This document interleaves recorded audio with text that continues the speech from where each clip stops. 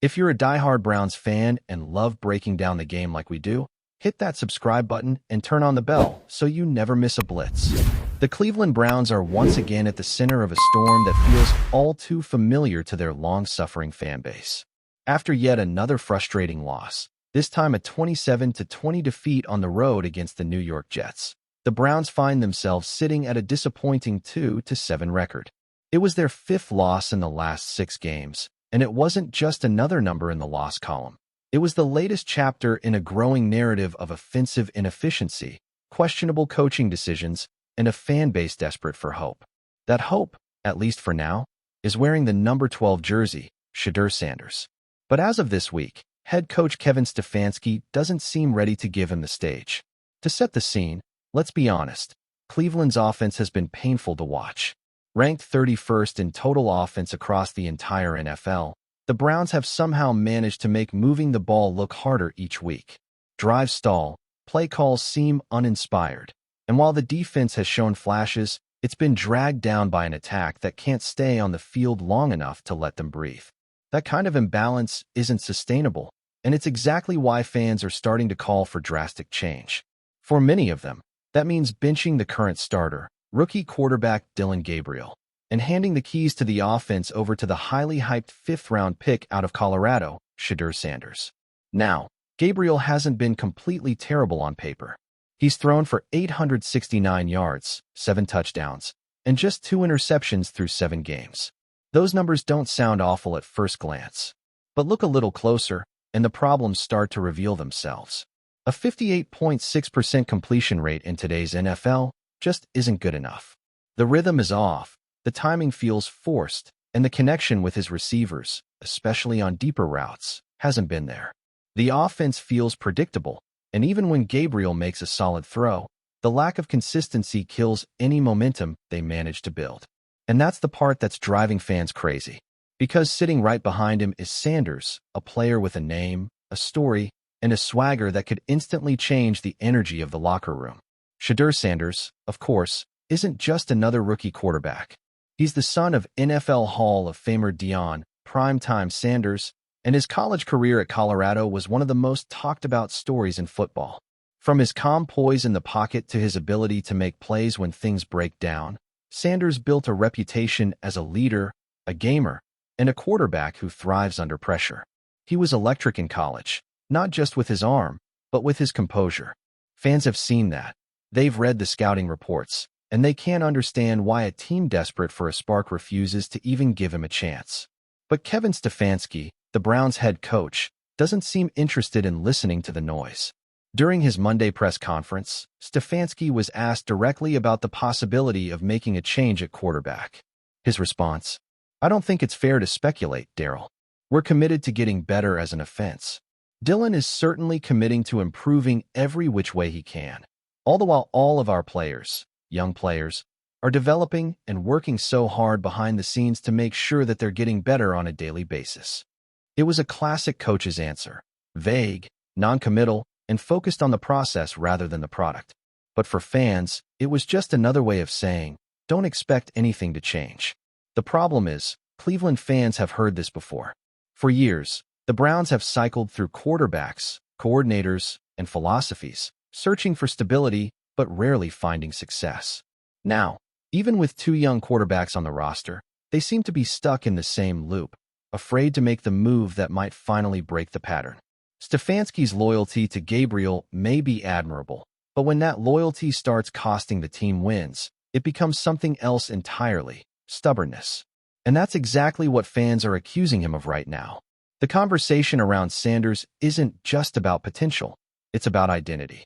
The Browns have been missing that sense of fire, that personality that teams rally behind. Sanders brings that with him. He's confident without being arrogant, calm under pressure, and, let's be honest, he has that prime-time charisma that could electrify an entire city. Cleveland isn't just looking for a quarterback, they're looking for a reason to believe again. And every game that passes without seeing Sanders take a single meaningful snap feels like a missed opportunity. You can almost feel the tension building inside the locker room, too. Players may not say it publicly, but when an offense is sputtering this badly, people start to question everything.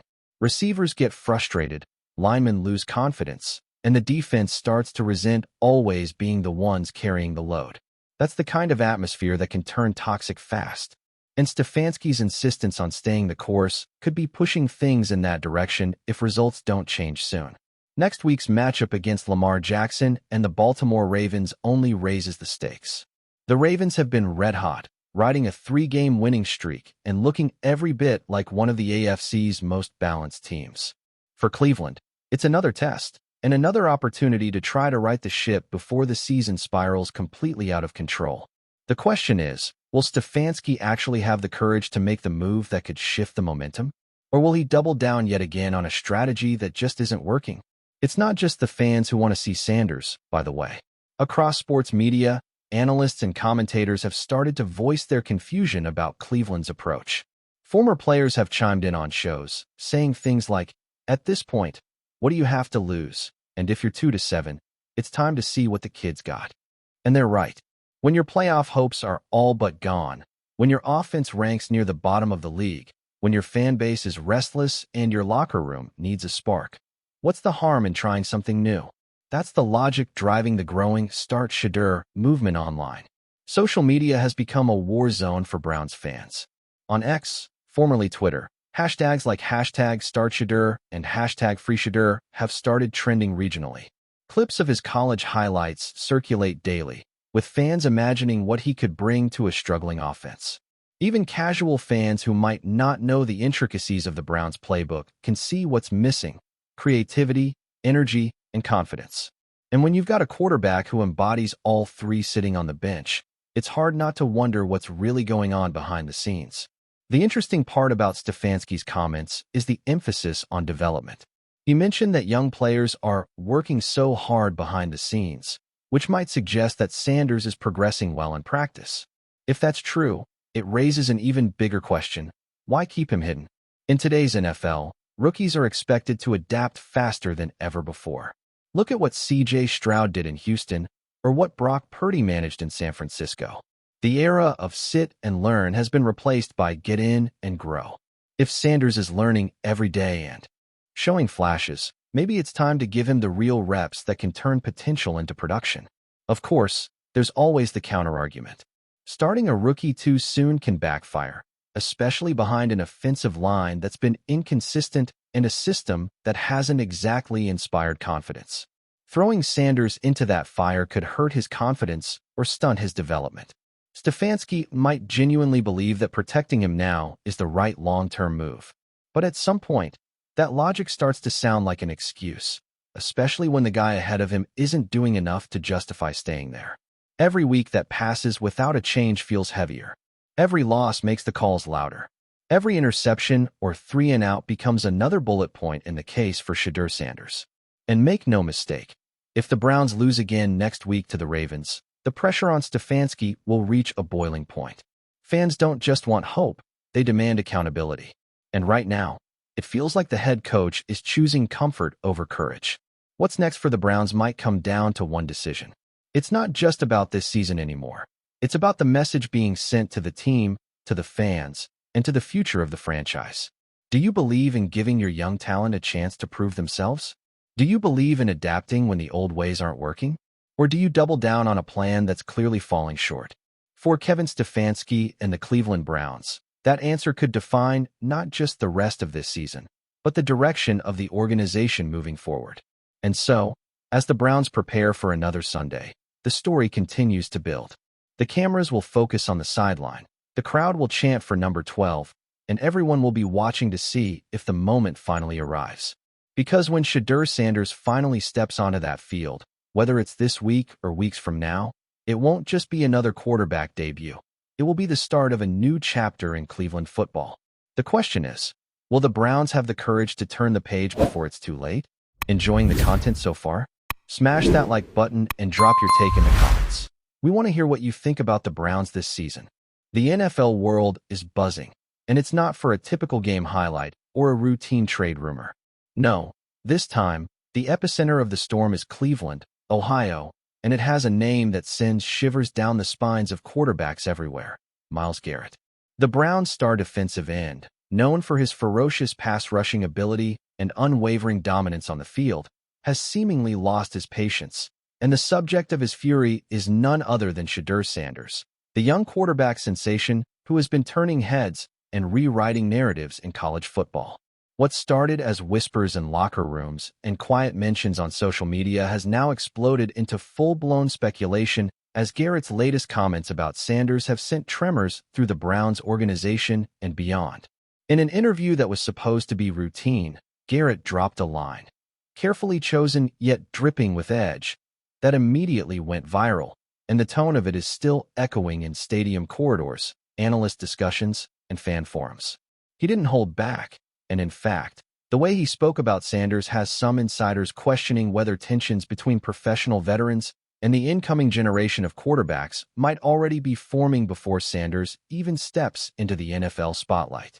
Garrett's statement was as much a warning as it was a critique, a mix of incredulity, competitiveness, and maybe a hint of frustration at how quickly younger players are being elevated to star status in media narratives. "I don't know if people really understand what it takes to play at this level," Garrett said, his voice calm but cutting, and then he added a line that instantly lit up Twitter. "Some guys are built for the highlight reels, but the game isn't about flashes, it's about impact, and we'll see if he's ready for that." The subtle sting of that comment was enough to ignite speculation that Garrett might be questioning not just Sanders' readiness, but also the hype surrounding him. For those who follow NFL draft stories and quarterback prospects, Garrett's words were not just criticism, they were a challenge. And when a player of Garrett's caliber speaks, teams, agents, and fans listen. Analysts were quick to dissect every syllable. Was this a veteran asserting dominance over the narrative? Was it a personal critique of Sanders' abilities, work ethic, or decision-making? Or was Garrett simply expressing frustration at the way media hype often distorts perception, elevating young quarterbacks too quickly without proper scrutiny? Every angle seemed plausible, and the conversation has taken over platforms from ESPN's morning shows to fan-led YouTube channels dissecting the emotional layers behind a single sentence. Inside the Browns facility, sources suggest that Garrett's teammates were initially taken aback. Some admired the candid honesty, while others worried that the comment might ripple beyond locker room dynamics.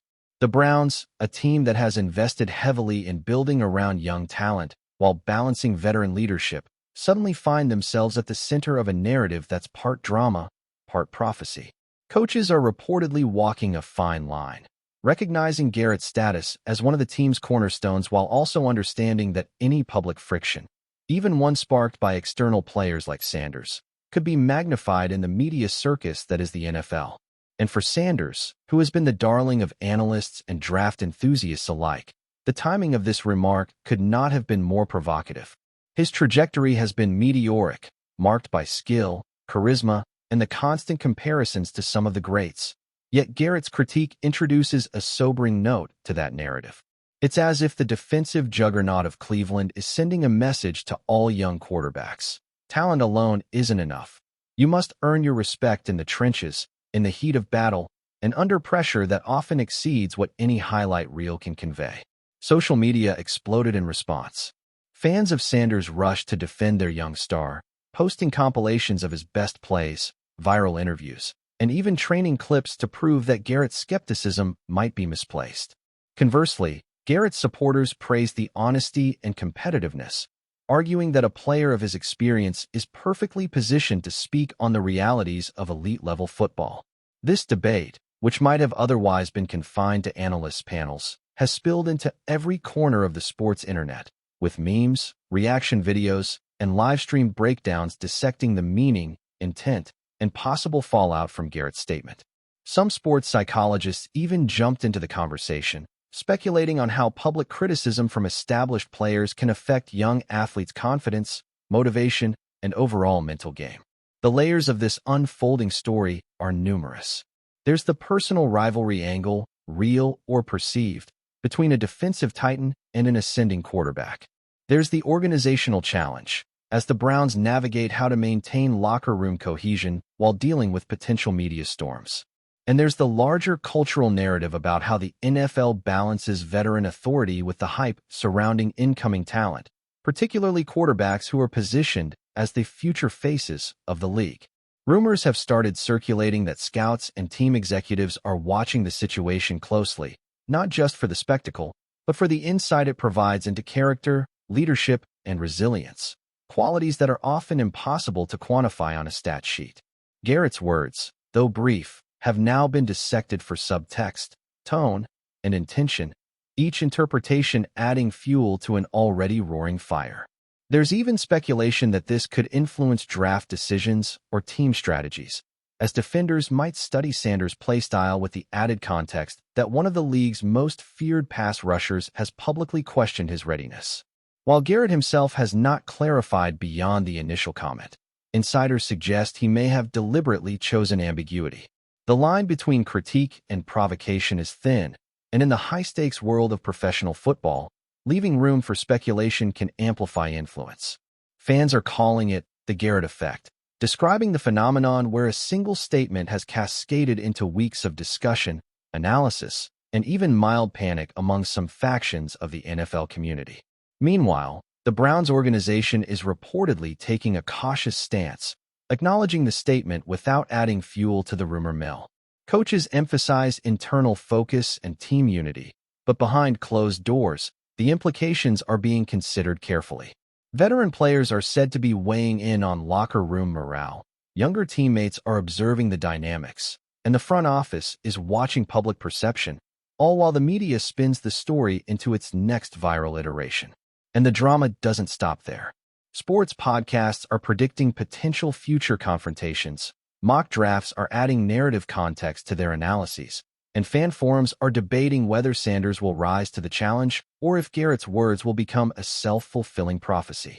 Some argue that criticism from a player of Garrett's stature is exactly the kind of pressure that can elevate Sanders to greatness, while others warn that it could become a psychological hurdle if not navigated carefully.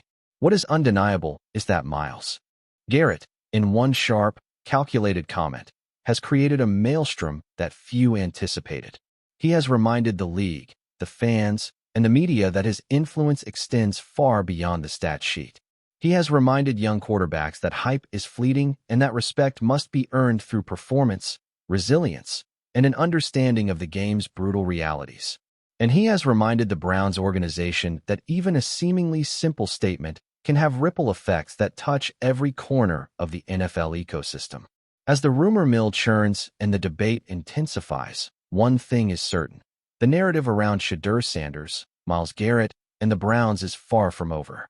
This story is evolving in real time, with every reaction, every post, and every analyst's breakdown adding layers to a saga that promises drama, intrigue, and perhaps even future fireworks on the field. Whether Garrett's critique becomes a motivational catalyst or a persistent thorn, it has already left its mark, and the league, the fans, and the players themselves are watching closely, anticipating the next move in a drama that feels larger than life, a story that blends personal rivalry, professional pride, and the ever-persistent question of who truly has what it takes to dominate in the NFL.